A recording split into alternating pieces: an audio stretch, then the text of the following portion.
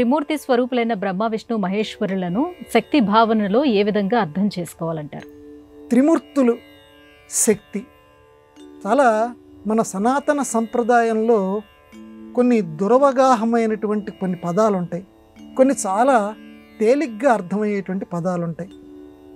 వ్యాస భగవానుడు రచించినటువంటి పురాణాల్లో శివాధిక్యం కలిగినటువంటి పురాణాలు ఉన్నాయి, శక్తియాధిక్యం కలిగినటువంటి దేవీ భాగవతం ఇలాంటి పురాణాలు ఉన్నాయి, విష్ణువాధిక్యం కలిగినటువంటి పురాణాలు ఉన్నాయి, విష్ణు పురాణం ఇలాంటివి ఉన్నాయి.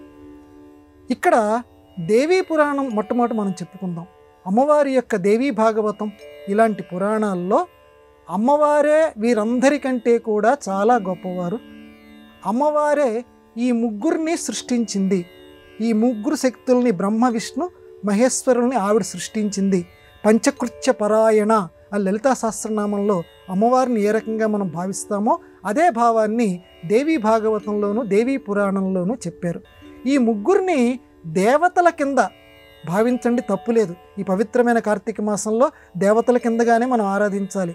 దానితో పాటుగా శక్తులుగా మనం భావించాలి. అమ్మవారి యొక్క శక్తులు లేదా దైవీ శక్తులు అనుకుందాం.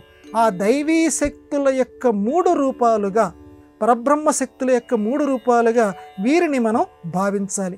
ఆధునిక సామాజిక వాతావరణానికి అనుగుణంగా ఇప్పుడు ఏ రకంగా ఒక ఆయన సరదాగా గాడ్ అన్న పదానికి మొట్టమొదటి జీ అంటే జనరేటర్, ఓ అంటే ఆర్గనైజర్, డి అంటే డిస్ట్రాయ్ చేసేటువంటి వాడని చెప్పి గాడ్ అనేటువంటి పదానికి సరదాగా ఎలాగ వ్యాఖ్యానం చేశారో ఆ రకంగా 3 రకాలైనటువంటి శక్తుల కింద భావిద్దాం. ఒక శక్తి మామూలుగా ఒక విద్యుత్ శక్తి ఉంది. ఆధునికంగా చూస్తే విద్యుత్ శక్తి దగ్గరికి ఇది మనకు సంబంధించిందే కదా, రోజు చూస్తూనే ఉన్నాం కదా అని చెప్పి దాని దగ్గరికి వెళ్ళి మనం వేలు పెట్టలేం. అది మనకి అమ్మో చాలా మహిమోపేతమైంది, చాలా శక్తి కలిగిందని చెప్పి దాన్ని ఎలా వాడుకోవాలో ఆ రకంగా దాన్ని మనం వాడుకుంటాం.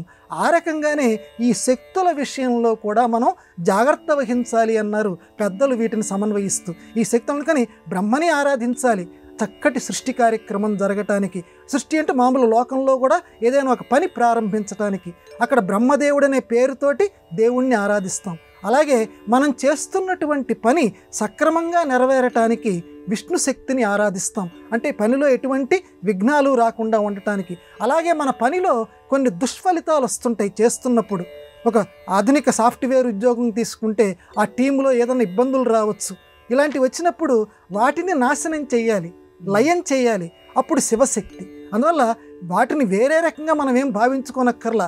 మన నిత్య జీవితంలోనే ఈ 3 శక్తులు, అందులోనూ పవిత్రమైనటువంటి ఈ కార్తీక మాసంలో మనం చేసే ప్రతి పనిలోనూ ఈ 3 శక్తులు ఉంటాయి. ఆ రకంగా మనం అవగాహన చేసుకుంటూ ఆ త్రిమూర్త్యాత్మకమైన శక్తుల్ని భావించుకుంటూ ఇటు ఆధ్యాత్మిక వాతావరణంలో వాళ్ళని కొలుస్తూ ఉండాలి. ఇది శక్తుల గురించి మనకి ఏర్పడవలసినటువంటి అవగాహన.